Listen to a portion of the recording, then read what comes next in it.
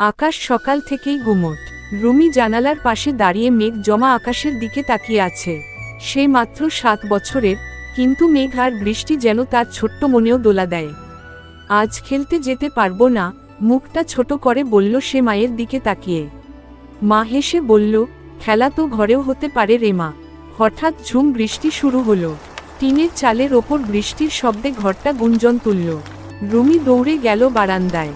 খুদে হাত দুটো বাড়িয়ে ধরল বৃষ্টির ফোঁটাগুলো ধরার জন্য, যেন প্রকৃতির সঙ্গে খেলা করছে। মা একটা পুরনো প্লাস্টিকের পাত্র দিল তাকে। রুমি সেটায় বৃষ্টির পানি জমিয়ে বলল, মা, আমি বৃষ্টির জল দিয়ে চা বানাবো। মা হেসে বলল, আচ্ছা, আমি হব তোমার অতিথি। একটা ছোট টেবিলে পাতানো হলো খেলনার কাপ পিরিচ। রুমি ব্যস্ত হয়ে চা বানালো। মা নাটক করে চুমুক দিল, ওহ, বৃষ্টির চা তো দারুণ।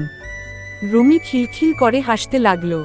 বাইরে তখনও ঝুম বৃষ্টি, কিন্তু সেই ছোট ঘরের ভিতরে এক টুকরো আনন্দের রং ছড়িয়ে গেল। সেদিন বৃষ্টির দিনে খেলতে না পারার মনখারাপ রুমি ভুলে গেল মায়ের সঙ্গে সেই ছোট্ট খেলায়। বৃষ্টি আর ভালোবাসায় ভরা এক মধুর স্মৃতি হয়ে রইল সেদিনটা তার জন্য।